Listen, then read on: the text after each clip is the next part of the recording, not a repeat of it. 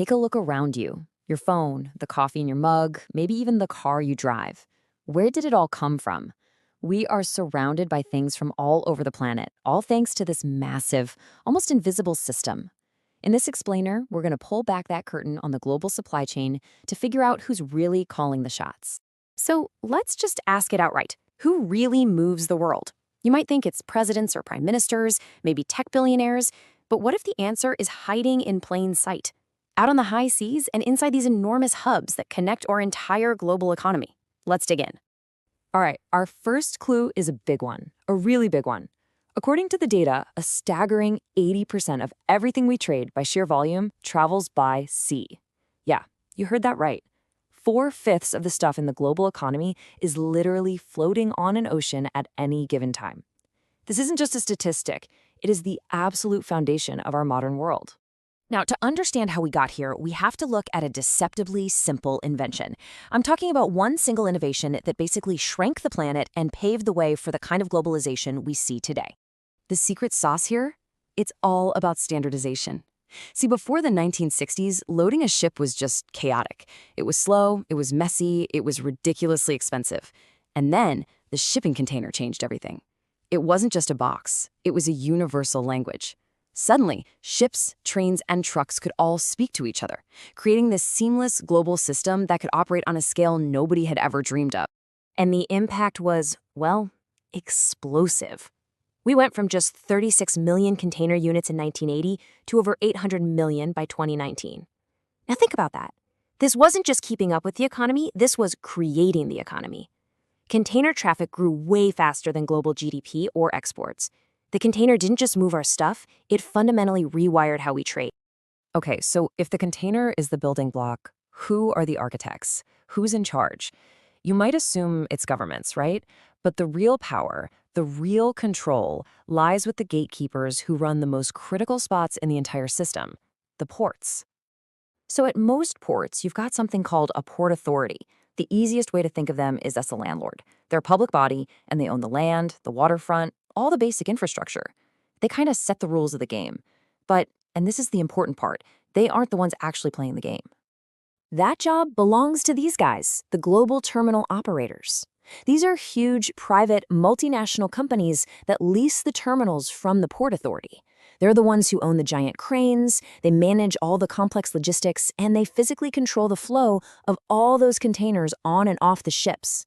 These are the true masters of the docks. And we are not talking about small fish here.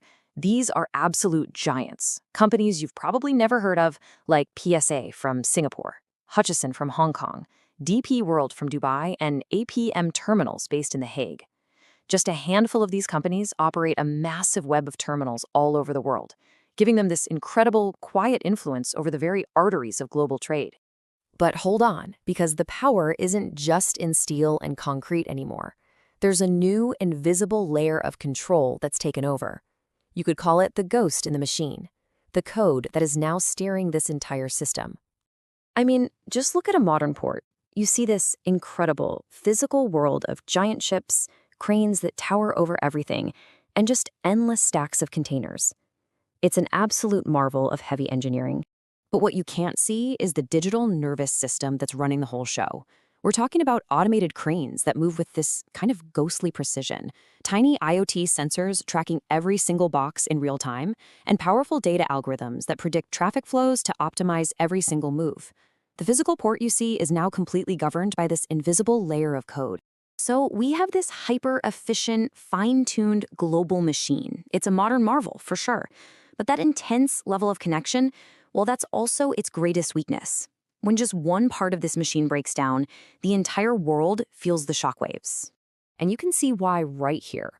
Global trade doesn't just spread out across the oceans, it's funneled through a tiny number of critical choke points. These narrow little passages like the Suez Canal, the Panama Canal, and the Strait of Malacca. These are the system's biggest vulnerabilities.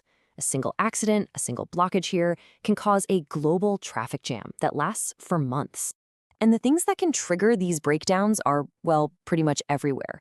We all saw what a pandemic can do to supply chains, but so can a geopolitical conflict, a simple accident, a labor dispute at one key port, or, as we're seeing more and more, extreme weather. The system is incredibly efficient, but it is anything but invincible. So, where does that leave us? Let's put all the clues together.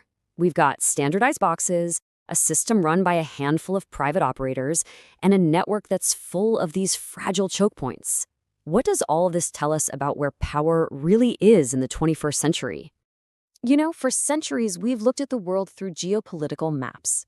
Maps with nations, borders, capitals, maps where power clearly belongs to governments. But today, there's another map, a logistical map, that might just matter more. This map doesn't show countries. It shows trade flows, port hubs, and choke points. And on this map, power doesn't belong to the government.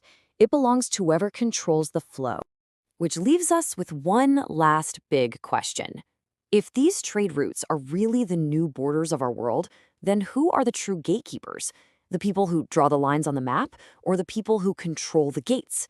It's something to think about the next time you unbox, well, just about anything.